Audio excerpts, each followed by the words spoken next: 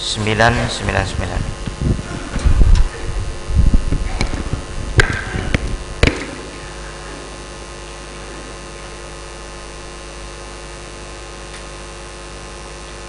Assalamualaikum warahmatullahi wabarakatuh.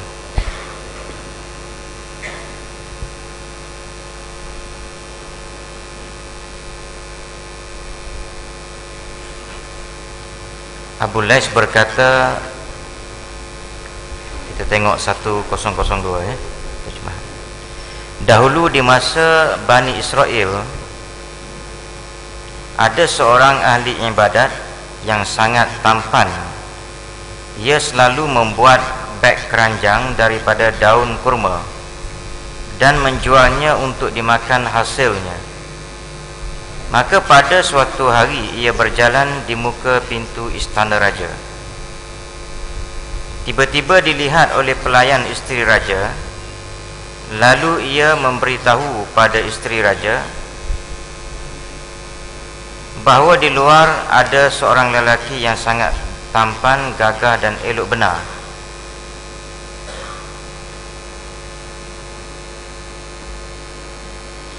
Dia menjual beg keranjang. Maka isteri raja segera berkata kepada pelayan itu, segera masukkan ia ke sini. Maka ketika orang itu telah sampai di hadapan isteri raja, ia benar-benar merasa tertarik pada keelokan penjual beg keranjang itu. Lalu ia berkata, letakkan semua keranjangmu itu dan pakailah, maknanya cantik-cantik, maknanya kemas. Lalu ia menyuruh pelayannya membawa minyak harum untuk menyampaikan hajat kami sehingga sama-sama mendapatkan kepuasan.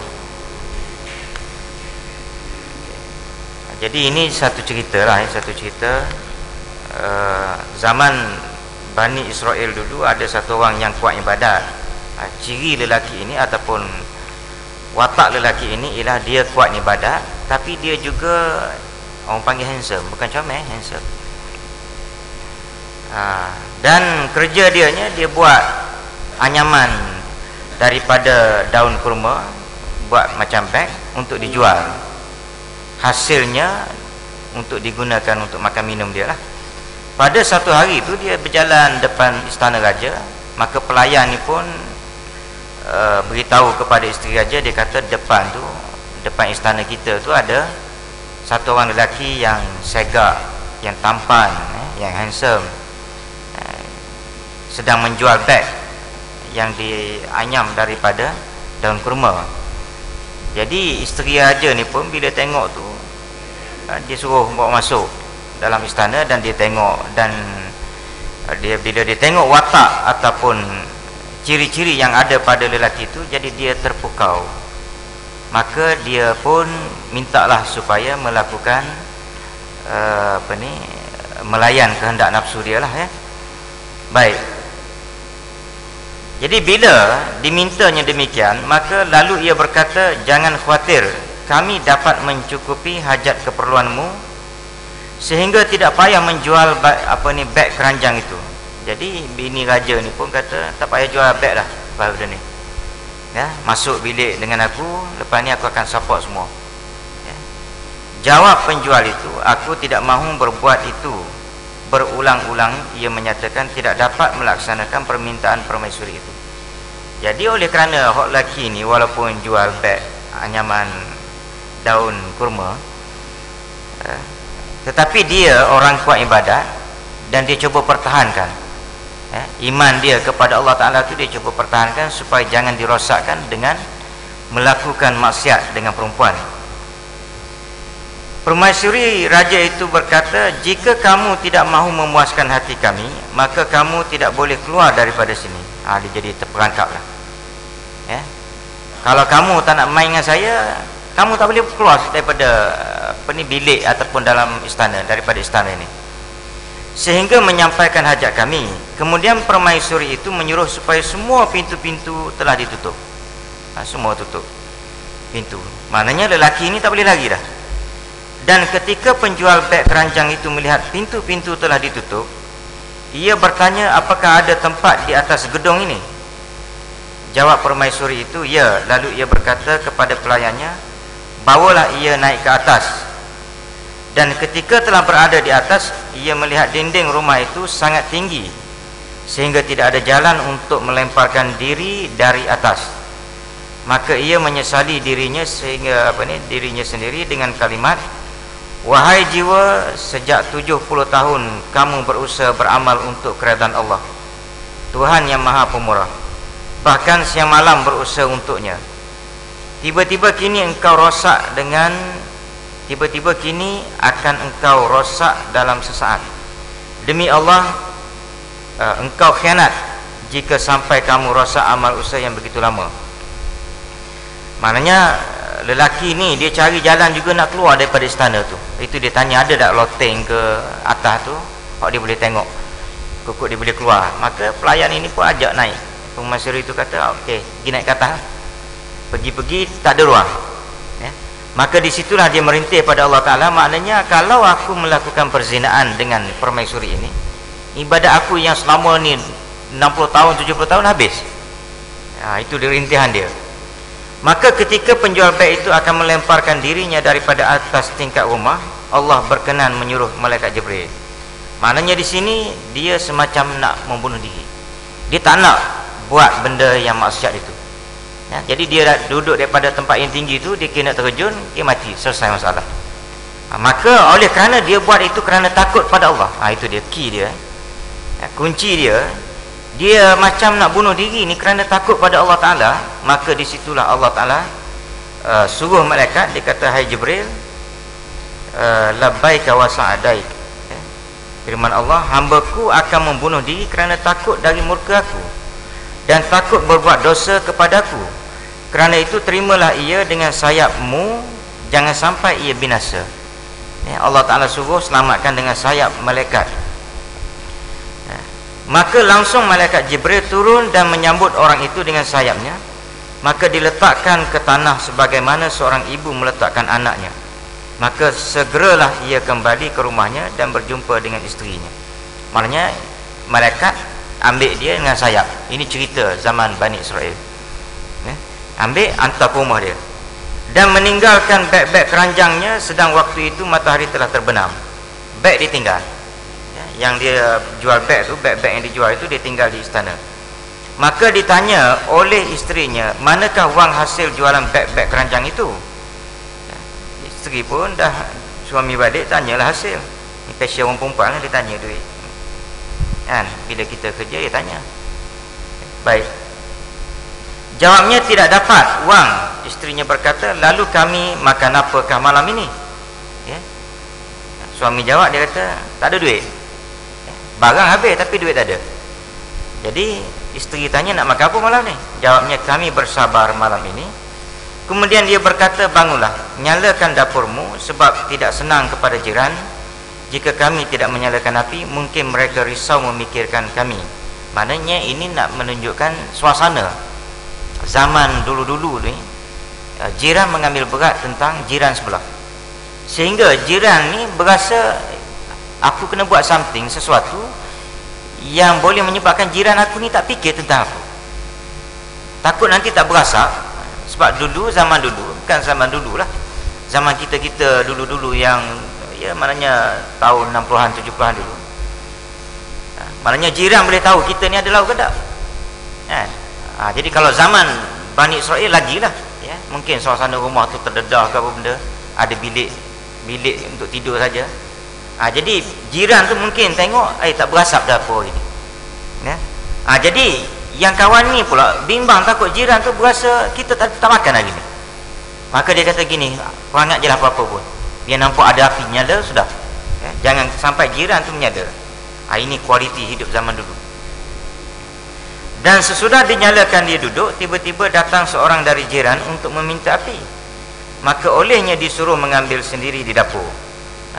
Bila dah nyala api itu, ada jiran pula mari, ya, nak minta api, ya. Ini pun biasa, saya ingat lagi zaman dulu-dulu kecil-kecil tu, ya tak? Jiran kita ni walaupun jauh duduk, tetapi mari rumah mak kita ni, rumah kita ni semata-mata nak minta pancing, ya. Jadi benda ni, cerita ni tak pelik, ya. Maka masuklah isteri jiran itu. Kemudian ketika akan keluar, ia memberitahu kepada isteri penjual itu, mengapakah kamu duduk sahaja padahal masakan rotimu telah masak dan hampir hangus? Maka segera ia bangkit. Tiba-tiba benar kualinya penuh dengan roti yang baik. Lalu dipindahkan ke dalam bekas besar dan dihidangkan kepada suaminya sambil berkata. Jadi yang kawan ni dia kata, pergi ambil sedikit lah api, dapur. Kawan ni pun pergilah ambil dapur api.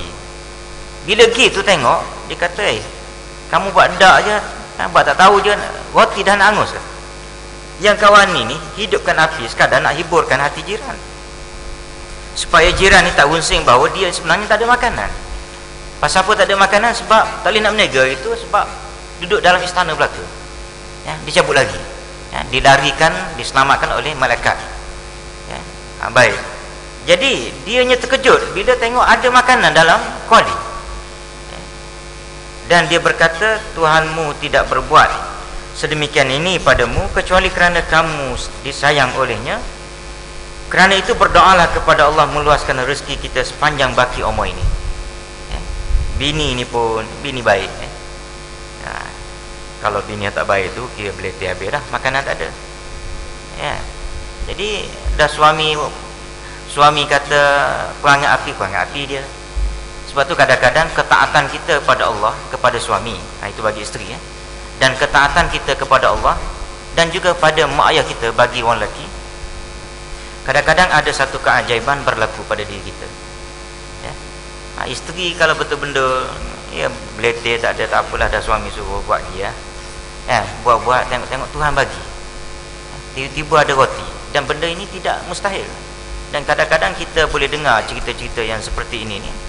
Tak payah tunggu nak dengar cerita zaman Bani Israel, zaman Nabi, zaman kita ni pun kadang-kadang keajaiban itu berlaku pada kita bila mana kita ikut perintah Allah Ta'ala, buat benda yang bersifat sunnah dan sebagainya dengan penuh yakin.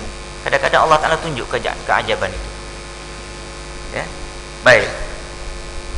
Jadi isteri kata, dia kata, kamu kena berdoalah pada Allah Ta'ala, minta supaya Allah Ta'ala ni berkati hidup kita ni, ada rezeki manjang sampai ke mati.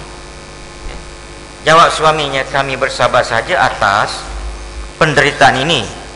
Maka selalu didesak oleh isterinya untuk memohon kepada Allah keluasan rezeki, sehingga terpaksalah ia mengabulkan permintaan isterinya. Jadi suami ni jenis, ialah orang biasa, dia kata tak apalah, awak mana ada. Bini kata, awak minta lah, awak ni Tuhan sayang ni. Kalau setara ni lah masak-masak, asalnya tak ada apa dalam kuali, tiba-tiba ada roti, maknanya ini bukti Tuhan sayang pada awak. Bila mana Tuhan sayang pada awak, maka awak minta lah pada Allah Ta'ala lebih lagi. Jadi suami dia kata, tak apa, awak mana ada, kita makan lah. Isteri dia desak juga, minta lagi supaya Allah Ta'ala luaskan rezeki kita. Akhir sekali lelaki ni, suami ni pun tunduk kepada permintaan isteri. Benda baik, doa tak ada masalah, Tuhan pun suka. Kalau desak suruh beli itu beli ni, itu lain cerita. Ini minta doa kepada Allah, minta Tuhan luaskan rezeki. Sebab isteri sudah ada satu keyakinan bahawa suami dia ni Tuhan sayang ke dia. Maka dia pun berdoa kepada Allah, ya Allah, tengah malam dia bangun tengah malam. Ini pun satu pengajaran. Nak berdoa benda-benda yang hebat, benda-benda yang besar, benda yang ada kesulitan yang besar dalam hidup kita, doa yang terbaik tengah malam. In case kita memang masjid kita ni dah buat sembahyang sunat taubat, hajat dan witir lepas isyak setiap malam sekarang ni, hak malam tu, bahagian malam tu jangan kita lupa bangun juga. Apa kompak ke, bangun buat 2 rakaat pun tak apa dah. 2 rakaat sembahyang sunat hajat, special sedikit. Hak taubat kita dah buat dah semalam. Jadi kita buat hajat pun dah buat, tapi hajat ini special. Jadi itu yang patut kita buat. Cuma malam ni saya takut lupa, kita buat sembahyang sunat hajat malam ni untuk ada permintaan daripada Ustaz Rahman kita yang frame, Ustaz Rahman frame. Isteri dia masuk hospital dan katanya ada pembedahan pada malam besok, malam ni hari besok rasanya, hari besok. Jadi kita buat sembahyang tu, sembahyang hajat untuk dia lah. Mudah-mudahan isteri dia selamat. Baik, jadi dia berdoa, ya Allah, isteriku minta pada aku. Jenis direct jenis buat bodoh. Isteri aku suruh aku berdoa pada engkau. maka berilah padanya rezeki yang agak lapang dalam masa akhir-akhir umur kita ni. Ya. Dah bini hok tekan dia kata direct lah, Tuhan, aku ni tak apa dah kan, cuma bini aku duk tekan-tekan dia suruh aku berdoa, jadi aku doa pada engkau supaya luaskanlah rezeki untuk dia, ya, untuk kita semualah, maknanya hingga ke akhir umur ini. Tiba-tiba seketika itu juga atap rumah itu terbuka dan turunlah daripadanya sebuah tangan yang memberikan yakut. Yakut ni permata yang dapat menerangi rumah itu sebagaimana terangnya matahari di siang hari. Maka segera ia mencubit kaki isterinya yang tidur di sebelahnya sambil berkata, duduklah dan terimalah permintaanmu. Maknanya orang panggil yakut yang bercahaya, perhiasan lah, ya. Tiba-tiba isterinya menjawab, jangan tergesa-gesa. Apakah kamu membangunkan aku untuk itu? Sebab saya baru saja bermimpi melihat beberapa kerusi yang bertaburan permata yakut dan zabarjan, tetapi di situ ada satu yang berlubang. Ketika saya tanya mana yakutnya ini, jawabnya, itulah yang kamu segera memintanya di dunia. Langsung saya katakan, saya tidak berhajat pada sesuatu yang akan mengurangi bahagianmu atau tempat dudukmu, dan kini kamu meminta kepada Tuhan supaya mengembalikannya. Maka berdoalah suaminya dan kembalilah tangan yang menghulurkan itu dengan yakut. Ya. Maknanya bini pun dah mimpi dah benda tu. Jadi akhir sekali dapatlah apa yang dia dapat tu. Tetapi benda ini bagi keluarga ni, jadi orang panggil dia tak kisah dengan benda-benda tu semua akhirnya. Ya. Baik. Jadi insya-Allah kita sambung pada hari besok. Kita seterusnya. Wallahu a'lam. Bismillahirrahmanirrahim. Alhamdulillahirabbil alamin wassalatu wassalamu ala rasulillah wa ala alihi wa sahbihi ajma'in. Allahumma ighfir lana dzunubana warhamhum kama rabbawna shighara wa li jami'il muslimin wal ahya'i minhum wal amwat. Allahumma ij'alna minal ladzina yastami'una al-qawla